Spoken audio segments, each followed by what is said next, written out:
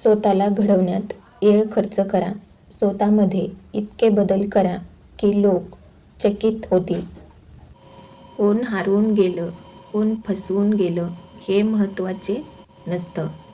अनुभवाच्या शाळेत कोण तुम्हाला वरच्या वर्गात बसवून जाते ते महत्त्वाचे. शब्द देऊन आस निर्माण करण्यापेक्षा साथ देऊन विश्वास निर्माण करणे महत्त्वाचे. आयुष्याच्या वाटेवर खूप दूर गेल्यानंतर समजते की जवळ कोण आहे आणि शेवटपर्यंत साथ कुणी दिली. आयुष्यात वेळ परिस्थिती पाहून बदलते, पण माणसे संधी पाहून बदलतात. आपलं आयुष्य बेस्ट करायचं की वेस्ट करायचं हे आपल्याच हातात असते. तपासून पाहाल तर कोणीही आपले नाही आणि समजून घ्याल तर कोणीही परके नाही.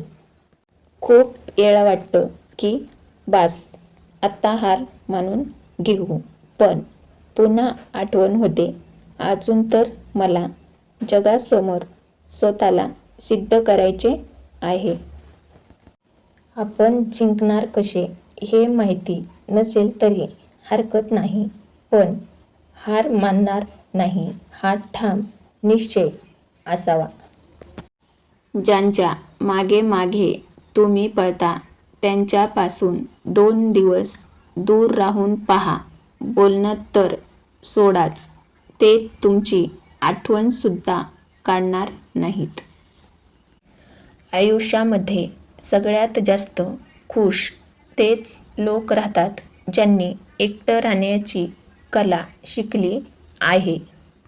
ज्या नात्यामध्ये एक दुसऱ्याच्या भावनांचा आदरच केला जात नाही अशा नात्यांना जबरदस्तीने ओढत नेण्याची काहीच गरज नसते. काही लोक तुमच्याबरोबर असताना तुमचेच असल्यासारखे दाखवतात आणि आतून मात्र तुमच्या विरोधात असतात.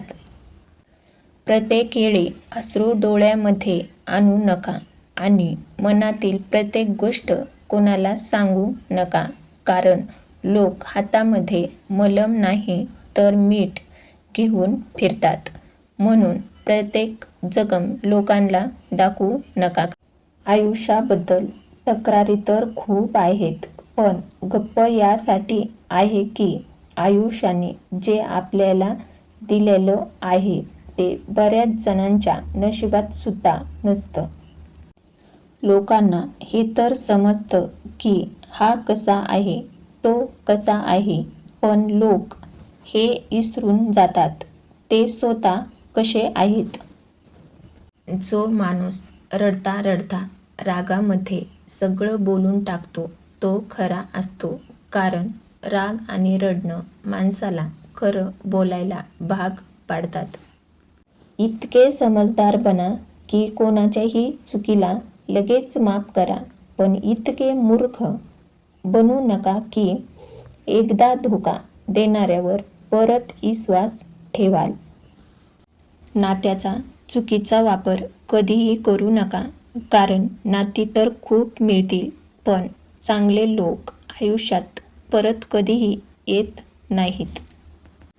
जेव्हा आपल्या जवळच्या व्यक्तीच्या आयुष्यामध्ये आपल्या जागी दुसरे कोणीतरी आले असेल तर तुम्ही 2 पावले मागे सरकणे कधीही चांगलं. कोणाच्याही जवळ जबरदस्तीने जाऊ नका, कोणालाही जबरदस्तीने जवळ ठेवून घेऊ नका.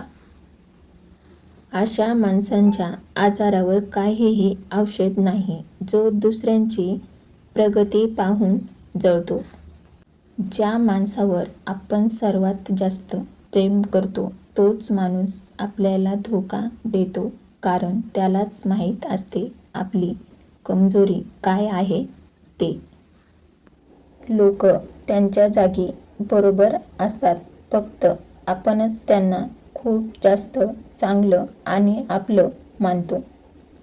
तुम्ही ज्या व्यक्तीची खूप जास्त कदर कराल तोच माणूस तुम्हाला सगळ्यात जास्त रडेल. नातं नवं असताना लोक मस्करीत सुद्धा मन तोडत नाहीत, आणि जेव्हा मन भरतं तेव्हा माणसाच्या रुसण्यावर सुद्धा समजूत काढायला कुणी येत नाहीत. प्रत्येकाला येळ देणे ही येळेची बेइज्जती आहे.